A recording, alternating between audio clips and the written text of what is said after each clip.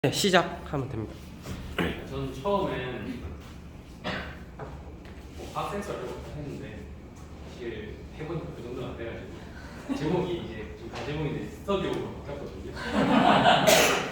네, 그래가지고 저는 이제 CDMS를 예문할 손대를 해가지고 표면 에너지를 높여주고 그걸로 스펀지 만들고 거기에 피닷을 코팅을 해가지고 유기용해를 좀 감지해보는 그런 거를 만들어봤습니다. 얘는 마이크로에서 좀 밀리미터 스케일이고요. 여러분들이 하는 거랑 조금 차이가 있습니다. 제가 이걸 하게 되는 좀 참고 논문은 조금 꽤 됐는데 예전에 이제 PDMS를 가지고 이제 설탕으로 스펀지를 만들었던 실험이 있었습니다. 여기를 보게 되면은 스펀지가 사진이 있고 오른쪽에 보면 이제 설탕 크기에 따라서 흡수할 용량의 차이가 조금 스펀지가 기름을 흡수할 수 있는 용량의 차이가 좀 있었고, 그리고 기름 종류별로 부피가 변하는 정도가 다르다 이런 게 있었습니다. 그리고 재사용도 계속 가능했고요. 저는 이런 특성을 이용해가지고 기름 흡수는 좋다. 그러면은 이걸 감지해보는 건 어떨까? 여기에다가 전도성 물질을 뭐 어떻게 첨가를 해서 정기적으로 좀 평가를 해보고 싶었습니다. 그래서 방금 제가 말했던 목표를 토대로 PDMS 스펀지는 다음과 같은 특성이 있습니다. 기름을 잘 흡수하는데 이제 물이랑 기름을 이렇게 쓰면 기름만 전체적으로 흡수한다는 특성이 있고, 그 다음에 부피나 모양 변해도 안정적이다 그런 특징이 있었고, 그리고 극성이나 비극성 용매에 따라서 부피 변하는 정도가 좀 차이가 있습니다. 이건 이제 기름을 먹었을 때 부피가 커진다는 것을 제가 그냥 보여준 거고요. 여기 위에 저는 이제 아무래도 조금 플렉서블하게 전도성이 평가되기 위해서는 다음과 같은 PDAPSS 같이 전도성 고분자를 코팅을 해야 괜찮을 것 같다 생각을 했습니다. 얘는 근데 이제 물에 녹아 있어가지고 PDMS랑 상성이 별로 맞지 않고요. 그리고 조금 얘 자체로는 가격이 좀 비싸다는 특징이 있습니다. 저는 이제 이 두 개의 소수성이고 친수성이 차이를 좀 극복하고자 국내에서 나왔던 논문 중에 계면활성제 PDMS에 섞어서 만들었던 연구를 조금 참고를 해서 진행을 해봤고요. 제가 본 논문에서 제가 한 연구에서 사용된 물질들은 설탕 두 가지 정도가 있었는데, 설탕과 PDMS 그리고 트리톤이라는 계면활성제, 마지막으로 PDAP, TSS를 사용을 하였습니다. 제가 방금 말했던 계면활성제를 사용하지 않고 스펀지를 만들어가지고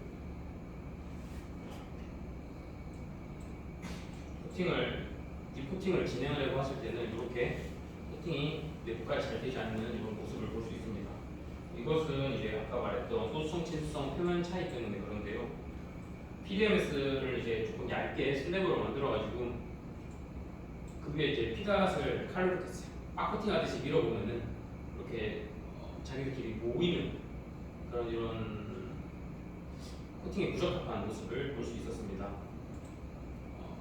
이를 극복하기 위한 저의 실험 과정인데 자세하게 설명은 하지 않고 설탕 크기가 다른 두 개를 적층을 해서 성질이 제가 조금 개질을 한 PDMS와 그냥 PDMS를 각각 경화를 시켜가지고 자르고 녹이고 그 위에 이제 선택적으로 피닷을 코팅하는 그런 과정을 거쳤습니다.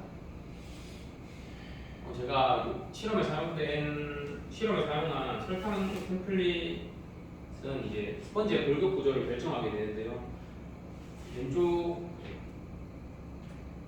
위에를 보게 되면 얘는 흑설탕의 OM입니다. 오른쪽은 그램이다 조금 크기가 작은 설탕 입자들의 OM 사진입니다. 이걸 가지고 제가 물에 조금 적셔가지고 설탕으로 이제 템플릿을 만들어봤는데 이때 입자 크기가 여전히 유지가 되고 있고, 그리고 옆에 패킹도 옹해조밀하게 돼가지고 템플릿으로 사용하기 좀 적절하다라고 판단을 했습니다. 그 다음에 그래듈레이티드 설탕 슈가 같은 경우에도 같은 결과를 얻을 수 있었습니다. 요거를 가지고 일단은 그냥 PDMS 스펀지를 한번 만들어봤습니다. 왼쪽 같은 경우에는 그래듈레이티드 슈거를 가지고 만든 작은 공급의 PDMS 스펀지인데요. 템플릿에 나왔던 설탕의 크기와 똑같은 비슷한 그런 크기의 공급을 얻을 수 있었고, 그리고 이게 전체 최적에서 비슷하게 나왔기 때문에 스펀지를 만드는데도 무리가 없다. 그리고 오른쪽에도 이제 흑설탕으로 만드는데 얘도 이제 공급이 좀 커진 그런 모습을 볼 수 있습니다.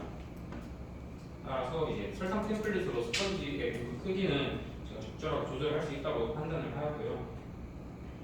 다음으로는 제가 이제 PDMS에 트리톤을 넣었을 때 그 설페이스 에너지가 이제 좀 조절이 돼야 된다, 이런 거를 판단하기 위해서 PDMS에 이제 트리톤을 넣은 거에 대한 정보를 조금 알아봤습니다. PDMS 1%부터 10%까지 트리톤을 넣어봤는데요. 원래 아예 넣지 않았을 때는 완전히 광학적으로 투명합니다. 근데 이게 트리톤이 들어가게 되면서 하얗게 변하는데, 이때 요 까만 점들 같은 경우에는 이제 기포로 제가 추정을 하고 있고요. 요거는 이제 대면할 성질을 넣으면 넣을수록 점도가 높아져가지고 제가 진공으로 기포를 빼줬음에도 불구하고 경화시에 갇혀가지고 못 나오는 기포들이 그대로 굳어가지고 그런 표면에서 좀 까만 점들을 확인할 수 있고요. 요거를 UV 빛을 찍어봤는데, UV 빛 같은 경우에는 전체적으로 그 비스 레인지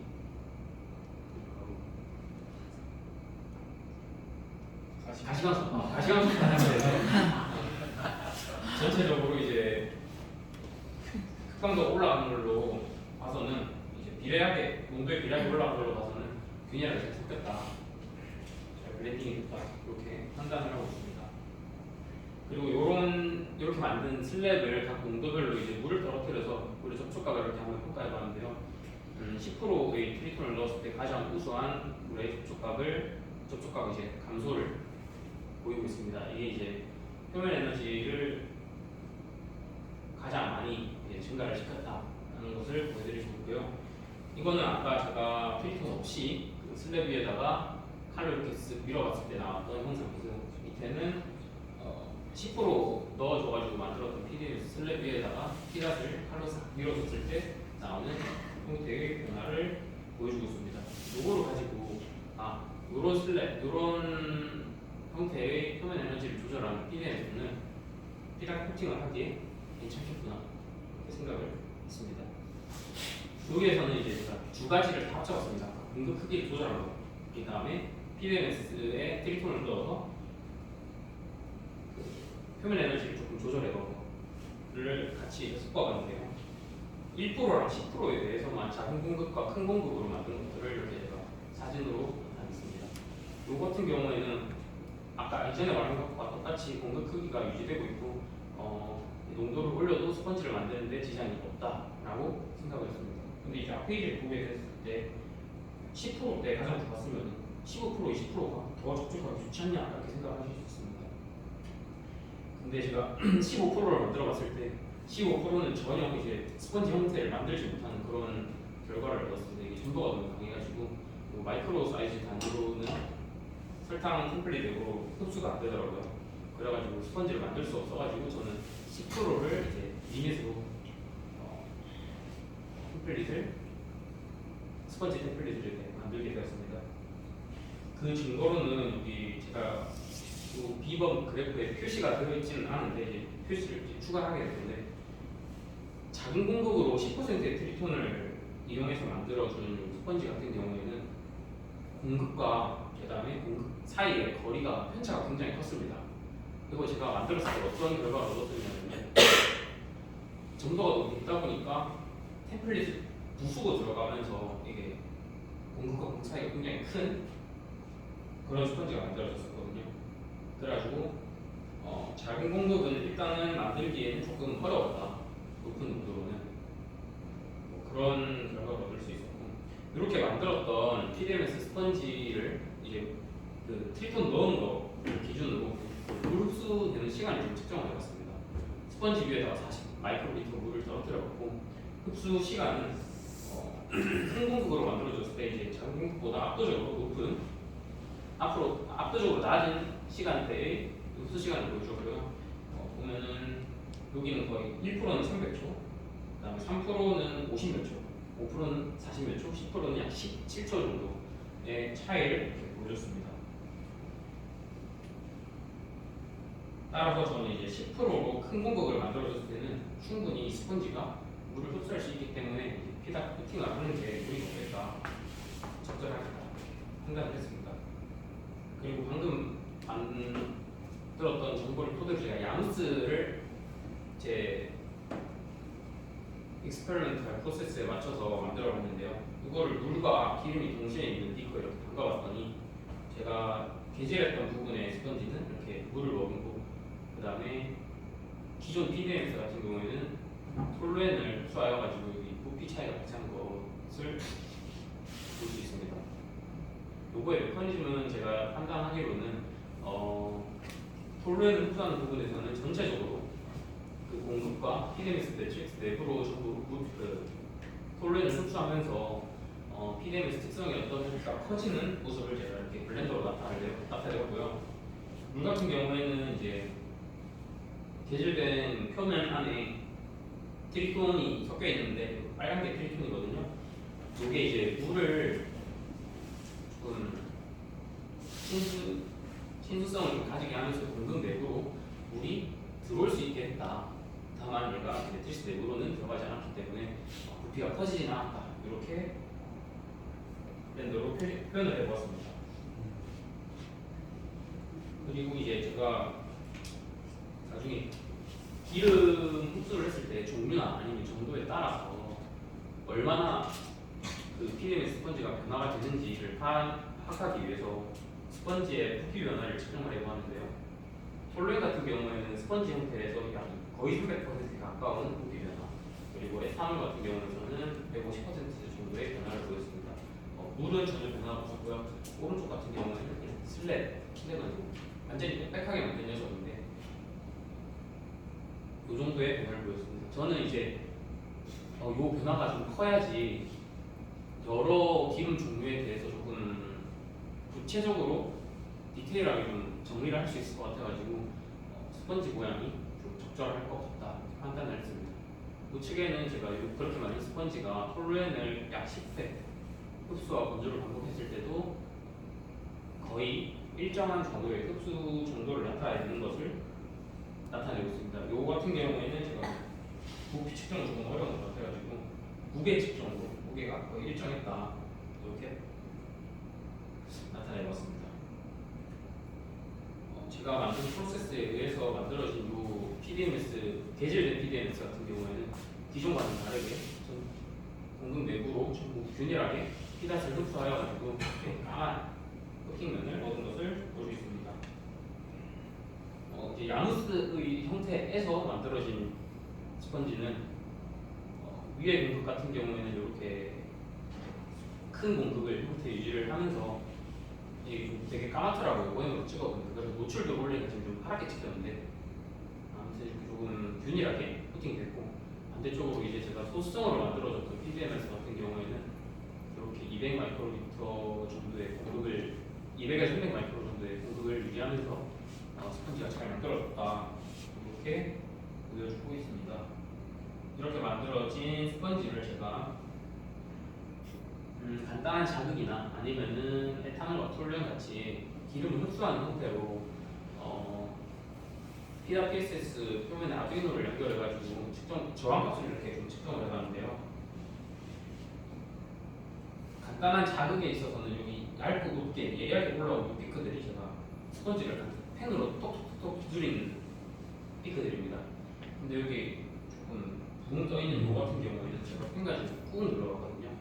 이렇게 되면 PDMS가 아무래도 탄성이 있다 보니까 꾹 눌러줬다가 자기 원래대로 회복을 하면서 전도성이 저항값이 확 높아졌다가 천천히 회복을 하는 그런 모습을 보여주고 있습니다. 중간에 피크 두 개는 제가 그냥 너무 안 돌아오길래 두 번 톡톡 때렸더니 이렇게 나오는 피크들이거든요. 아무튼 시간이 지났을 때 다시 초기값과 감사한 정도의 저항값으로 돌아오는 것을 통해서 이 형태가 변했다 충분히 회복을 할 수 있기 때문에 유기용매로 인한 부피 변화가 생겼다가도 다시 건조시켰을 때 돌아오는 모습이 발생이 된다면은 화학적 센서를 사용할 수 있지 않을까 이렇게 판단을 이 그래프에서 했습니다. 이후에 이제 제가 톨렌과 에탄올을 그 수소성으로 만들어준 PDMS 스펀지에다가 흡수를 시켜보았는데요. 이때 저는 완전히 포화될 때까지 흡수를 시켰습니다. 이렇게 조금씩 해서는 저항값이 이제 종류별로 제가 알아볼 수가 없을 것 같아가지고 포화될 때까지 해봤고요. 그 결과는 아래쪽으로 그래프를 봤습니다.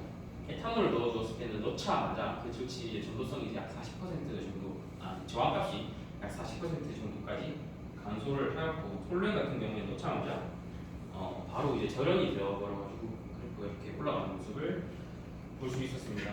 요거에 대한 원인은 제 오른쪽에 또 블렌더로 표현을 해보았는데요. 톨루엔을 흡수했을 때는 PDMS 자체가 비극성 유기용을 흡수했을 때 굉장히 좀 많이 커지는 그런 경향이 있습니다. 그림을 보시게 되면은 부피 차이가 좀 크신 걸 느끼실 수 있는지 모르겠는데 제가 좀 크게 표현을 해봤거든요. 그리고 이제 PDMS 매트리스 내부가 톨루엔 상으로 좀 차게 되면서 이게 피다층과 상호작용이 맞지 않아서 피다층이 이렇게 다 쪼개지면서 조각조각 나는 이러면서 좀 저런 현상을 보인다고 저는 그렇게 판단했고, 반대로 에탄올 같은 경우에는 이 그림 부피 변화 있는 겁니다. 제가 블렌더에서 10% 부피 변화 준 건데요. 또 에탄올 같은 경우에는 이 피다 고분자 특성상 어느 정도 플렉서블하기도 하고 약간의 스트레인을 좀 견딜 수 있는 특성과 그 다음에 PDMS 매트리스 내부가 에탄올의 OHD에 의해서 약간 극성 상호작용으로 인해서 조금 피다 코팅면을 조금 균일해지는 그런 사실 요거는 근거가 없는 좀 느낌을 받았습니다. 그래가지고 제가 이건 좀 잘 알아봐야 되고요. 그래가지고 얘가 전도성이 조금 좋아진다, 저항값이 낮아진다 이렇게 판단을 했습니다. 결론입니다. 저는 이제 농도나 농도 크기를 이렇게 조절을 해서 스펀지의 친수성을 조절하는 데 조금 성공을 했고요. 여기에다가 피닷을 세팅을 하면서 좀 정량적은 아니었지만 종류별로 어느 정도 측정을 할 수 있겠다라는 그런 가능성을 조금 본 것 같습니다. 그리고 이게 조금 더 한층 발전된 연구가 진행이 된다면은 얘를 정량적으로 또는 여러 가지 종류가 동시에 있을 때 각각을 분리해내는 그런 능력을 좀 가질 수 있지 않을까. 그러면 좀 상업적으로 사용될 수 있을 것 같다라는 생각을 했습니다. 이상입니다.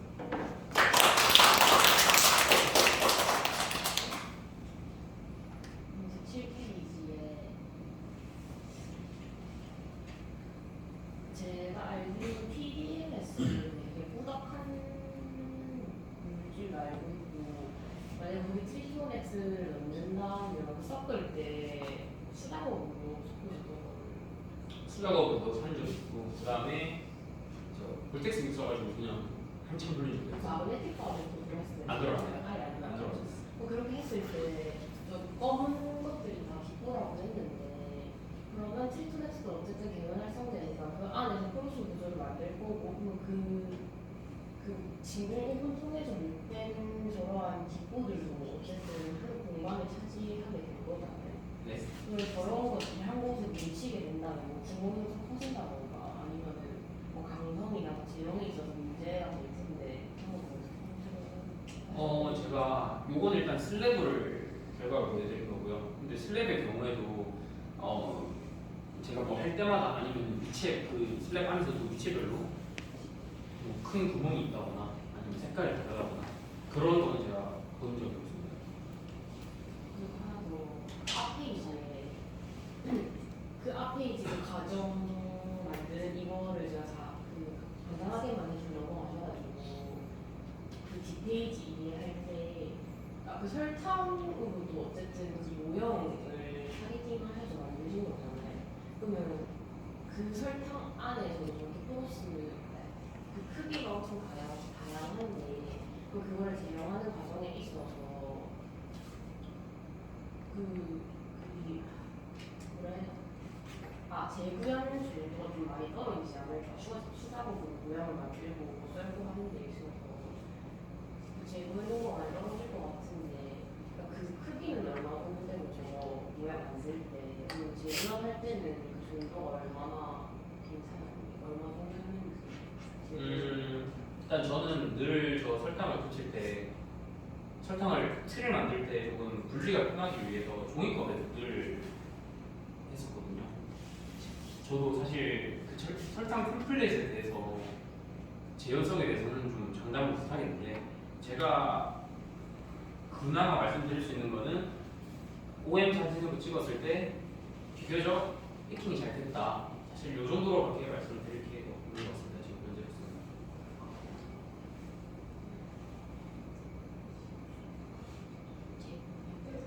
아니,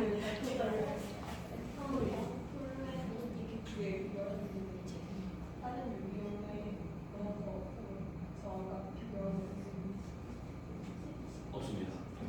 다음에 해봐야 되는데 저희가 이걸 소자를 되게 좀 어렵게 만들게 됐고, 스펀지 되게 어렵게 만들게 됐고, 제가 좀 그걸 하기가 겁이 나는 게 폴로엔을 한번 쓰자마자 바로 저런이 재생이 아예 안 되거든요.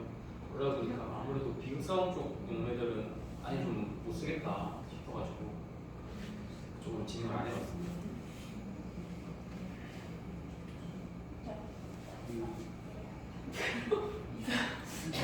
아까 아두이노 한번 배우셨어요? 이거 혹시 저항 찍었을 때 제가 만들었던 그걸로 하셨나요? 네. 그거 그 최근 들어서야 발견한 좀 크리티컬한 에러인데요. 뭐야? 그 제가 그걸 설계할 당시에 몇 가지 필터링 처리를 안 하고 완전 로우 데이터만을 받아들이도록 설계를 해뒀었던 것 같습니다. 근데 저 톡톡 쳤을 때 저 피크가 제가 계산을 지난번에 한번 해봤던 적이 있거든요. 저도 비슷한 현상이 제 그 아이코어에서 발견이 돼서 저 톡톡 쳤을 때 발견되는 저 피크가 아두이노에서 처리할 수 있는 신호보다 10분의 1인가 100분의 1만큼 작습니다. 그 말인즉슨 제가 시그널에 의한 게 아니라 그 두 양단 연결되어 있는 전극이 톡톡 칠 때마다 미세하게 삐걱삐걱거리면서 발생하는 노이즈일 가능성이 있거든요. 그래서 저거를 필터링을 쳐서 제거를 할 수 있는 방식을 승훈이가 대신 좀 해주면 되겠다. 그거를 제가 말을 합니다. 한참 걸리는데 그래서 그런 크리티컬한 에러가 최근에 있었다. 그래서 측정 장비에 대한 신뢰성을 검증을 한번 해보시면 어떤가. 그 이외에 저 붉은 피크 같은 경우에는 충분히 레지스턴스 변화가 납득이 가능하고, 저 아마 슬로프도 계산을 해보시면 저 앞에 있는 거에 뭐 몇 배 이상 되거든요. 근데 저 살짝 처지는 저 한 점 딱 찍혀있는 저 피크는 살짝 조금 의문이 있습니다. 왜냐하면 제가 만들었던 장비를 그 위에 뾰족거리는 모든 피크 그 장비상의 결함이 있었을 가능성이 있다. 그러니까 한번 재검증을 해보실 필요가 있지 않나. 네, 저 큰 펄스는 맞다. 네, 저는 근데 요 그래프에서는 이 부분이 가장 의미가 있다고 생각하는데, 사실 이런 높게 뛰는 피크들은 그렇게 중요하지 않다고 해요. 그러면 저거를 살짝 마사지를 해서 지워버리는 것도 방법인 것 같기는 한데, 근데 저거 확실한 거는 제가 초기 모델을 만들었던 거라서 다시 한번 검증해보실 필요가 있다라는 걸 말씀드리고 싶습니다. 이제 성훈이한테 책임져라고 이렇게 책임져야 책임져야 돼. 오케이. 질문. 채민이. 네, 아까 빅성 구조 했을 때 이거를 입혔을 때 이제 재사용이 안 된다고 했잖아요. 본인이 생각하시기에는 그 용매가 재사용이 안 되는 이유가 뭐라고 생각하시나요? 일단 재사용이 돼야지 센서로서 가치가 있는 거잖아요. 그래서 물어보고 싶네요. 일단 그 비극성 용매를 사용했을 때 이렇게 제가 다 체인이 끊어진다 약간 이런 식으로 말씀을 드렸는데, 끊어지는 것뿐만 아니고 이렇게 된 순간부터 손으로 만지면 다 벗겨집니다. 그래서 재사용이 된다고 보고요. 그걸 극복하려면은 언니 극성? 극성이거나 부피 변화가 조금 작게 일어나는 경우에만 아마 제한적으로 변할 수 있지 않을까. 그러면 이게 부피가 야누스 구조에서 밑에는 부피 변화 거의 없고 위에는 부피가 꽤 많이 변한다고 했잖아요. 그러면은 약간 이런 모양이 될 것 같은데. 오. 맞아. 그러니까 이런 모양이 될 것 같은데 이게 그 소의 센서로 사용이 된다던가 뭐 하는 거에 있어서 이 두 층이 분리가 된다던가 뭐 되게 농도가 높은 경우 이런 거를 썼을 때 되게 그 차이가 많이 나서 그 센서로서의 구형을 할 수 없을 가능성도 있잖아요. 그런 거에 대한 그 자료는 요거 그렇게 만들어준 스펀지인데 아니 그 아무리 그렇게 해도 뭐 분리가 된다던가 그런 게 전혀 없나요? 없을 것 같습니다. 네? 메이크는 조금 오케이, 우리 수고한 문제는 있습니다.